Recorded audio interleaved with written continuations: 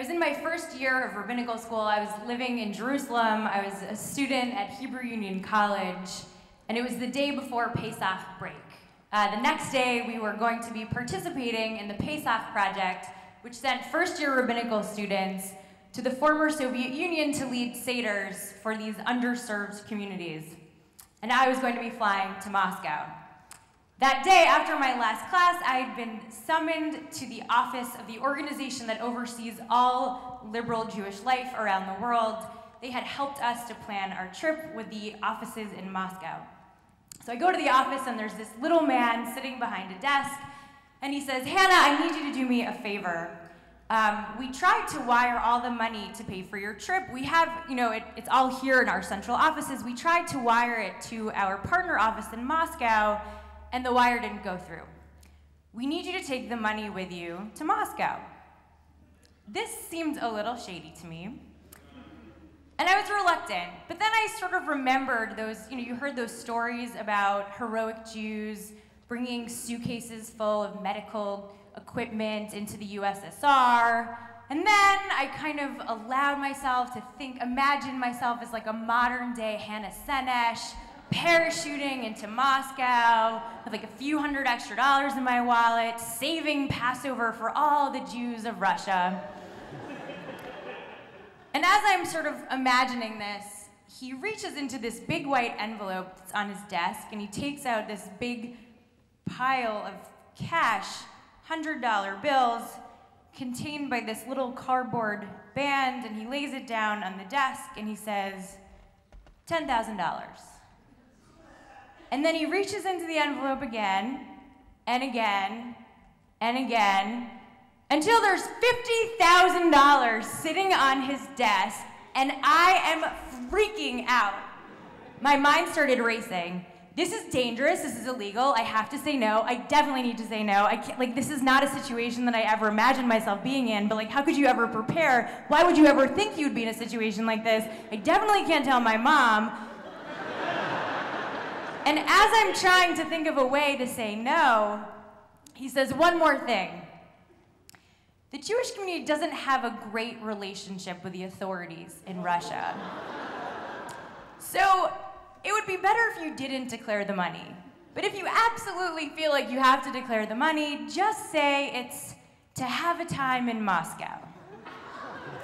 It's just better for them not to know that it's for Passover seders. Now I'm angry. You want me to carry $50,000 in cash into Russia, and you want me to lie about it? To have a time in Moscow, I said to him. What does that even mean? He said, "Oh, it's for your hotel, for your caviar, for your champagne." I'm standing in his office in jeans and a hoodie and flip-flops.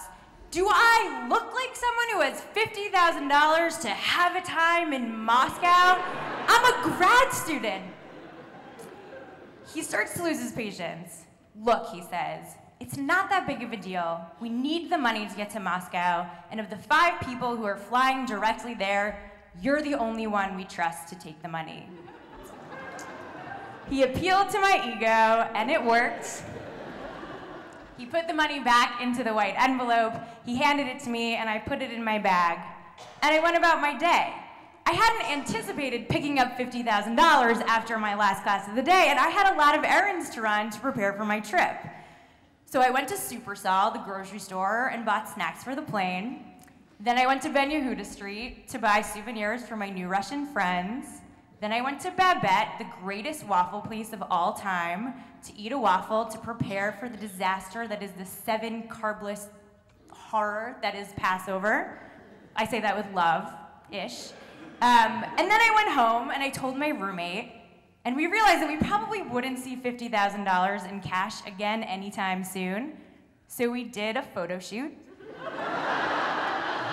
But it was a very careful photo shoot. We imagined ourselves throwing the money up in the air, rolling around in it. But in reality, we were too scared to actually take the money out of those little containers, and so we just sort of nervously held them next to our faces and made weird.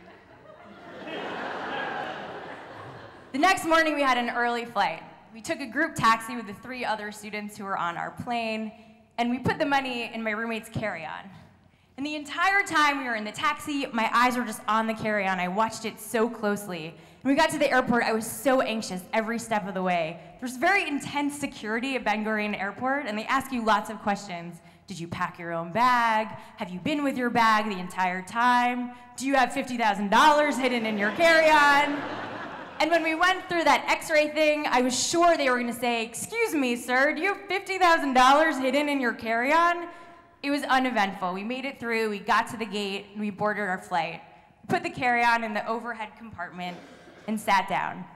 The entire flight, I monitored every movement of everyone on the plane. Every time someone stood up, I watched them carefully. Every time they went into their overhead bins, I watched to make sure it wasn't our overhead bin.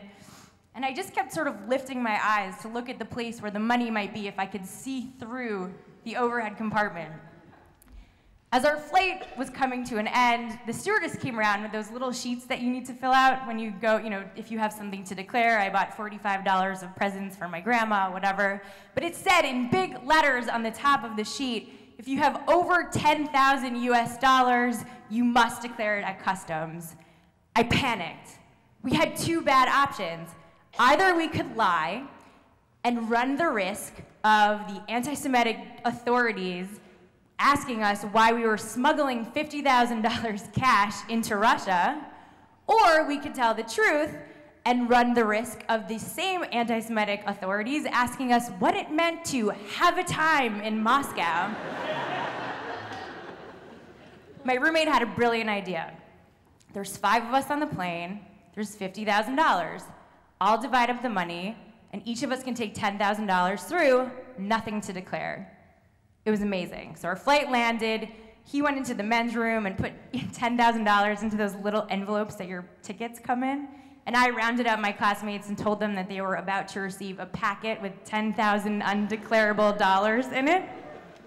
We walked through customs, nothing happened, and waiting for us on the other side were 2 refrigerator-sized Russian men and a tiny teenage girl holding a sign that said, "Welcome HUC students." Nobody was smiling. We made our way over to them, and one of the big men said to us, "Welcome to Moscow. Do you have the money?" No, I just want to pause for 1 second to say that I probably should have asked more questions at like 10 different times in this story. No one had told me what I was supposed to look for when I got to the airport, and the fact that this little girl was holding a paper sign that said, "Welcome HUC students," probably was not enough evidence that I should be giving them the $50,000. But as we've seen, I was a bit too naive and trusting. And so when he asked me the question, I just nodded proudly, like, yup, mission accomplished. They took us out to this van, this like 1994 parent pickup style minivan. We loaded our luggage into the back, and one of the big men went and sat down on the driver's side, and the tiny teenager sat in the passenger side, and we all climbed in, and the other big man stood in front of the rolling door, and he said, "Give me the money." We all reached in to our bags. We produced the $10,000. He took it from each of us. He put it in the pocket of his giant leather jacket. He slammed the door and walked away. I never heard anything about that money again. No one ever talked about it. The entire trip, I have no idea. I mean, I imagine that if something terrible had happened or it didn't make it where it was supposed to go, I probably would have gotten in trouble. Like someone would have said something to me about it. Nothing. Never heard about it.